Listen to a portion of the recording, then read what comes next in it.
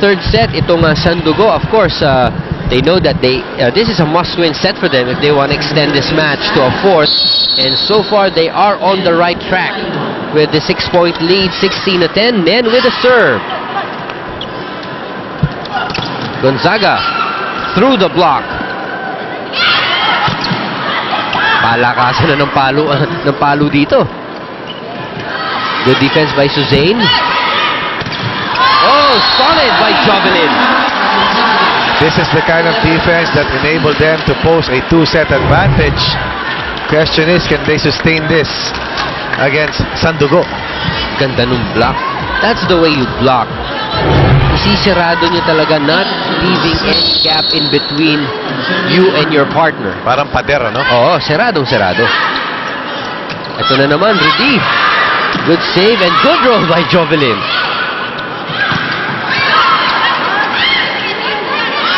Angela.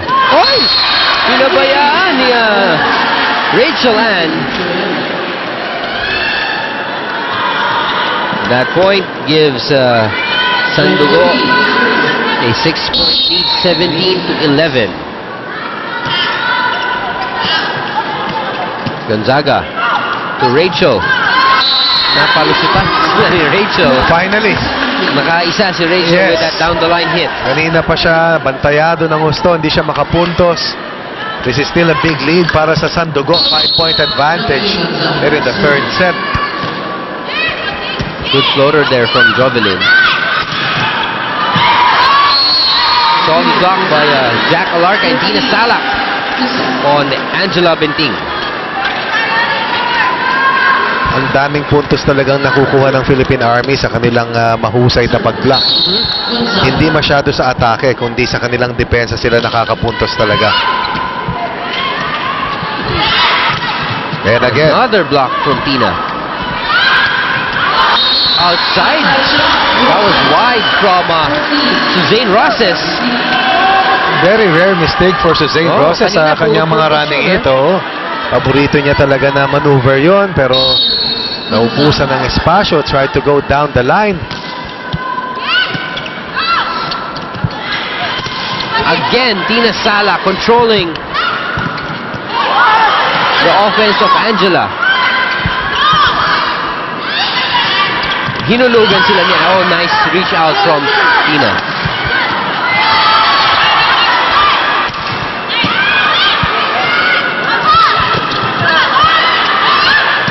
Si Ruby ang pumalo.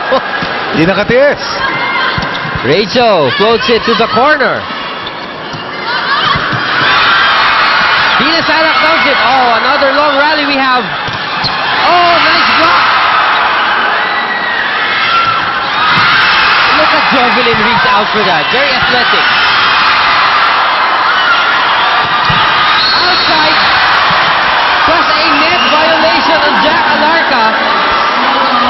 27 times that ball changed hands. Binilang ko na. Binilang mo pa. Binilang ko na. Kasi may opening sa BS Accountancy ako nakita eh. Bagong kurso, di ba? Hindi ka lang magaling ka pala sa math, ha? Sa addition lang. Mahirap. Baka grade 1 lang ang i-perfect mo. Kaya nga, math 11 ang hirap, saka math 14, saka math 17 eh. Baka kahit kaibigan natin yung mga taga-FEU, hindi tayo mapagbigyan. Rachel, daga by Jill. Oh! Nakatulong pa yung net kay Angela. Kanina, 3 na lang yan, umangat sa 5.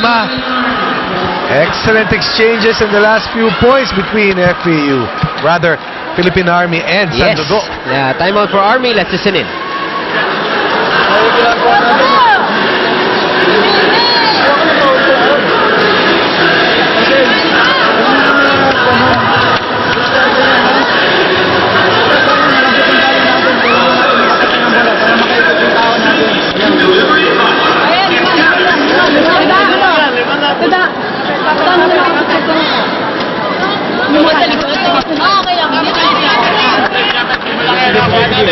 Side out agad, side out.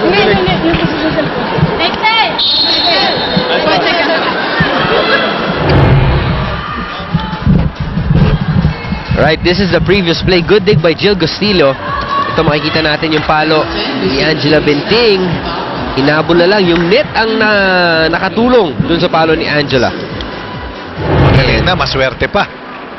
That's a good play right there for Angela Benting. And we have a report here about the situation of Michelle Carolino. Actually, Michelle stepped on Tina's foot, and she's not sure if she can come back and play, but she's experiencing a lot of pain, and it's not the first sprain on her left ankle. Hindi na mahirap.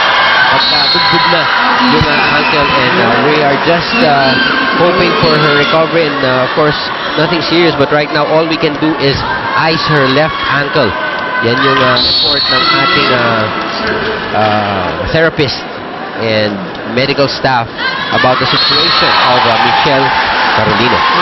This lady has really spelled one of the biggest differences. Has made a huge impact. Ruby De Leon upon her re-entry sa laro. Shakey's, if it's fun family pizza, it's gotta be Shakey's. Tina, uy! Ito na. Rachel, straight into the net. Ang tanong natin dito, without Michelle Carolino, who will step forward para dito sa Lady Troopers, especially when they need the points? Alright, ito a revamp on the Philippine Army side. Ers Iratay and Yonko now replacing Tina Salak. So we've got new names. Of course, Dalia Cruz was there, and of course, itong si Jovelyn Gonzaga. Additions are Yonko and Ers Iratay. Push out by Jack Alarca. Ers. They go back to Rachel. Over the block. Grabe, Angela Benting. Wow! Well, iba na rin kasi pag malaki ang lamang mo eh. Siyempre, wala masyadong Wala masyadong pressure sa mga atake. Mas kumpiyansado kang pumalo at tumataw. And this is a big 9-point advantage. 2 points away from forcing a fourth set. Alright, so back into the lineup is Tina Salak. A very short stint for Yonko and Iratay. Uy! Baba ng serve.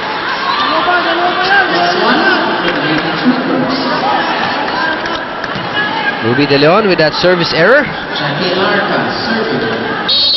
Jack Alarca getting ready to serve.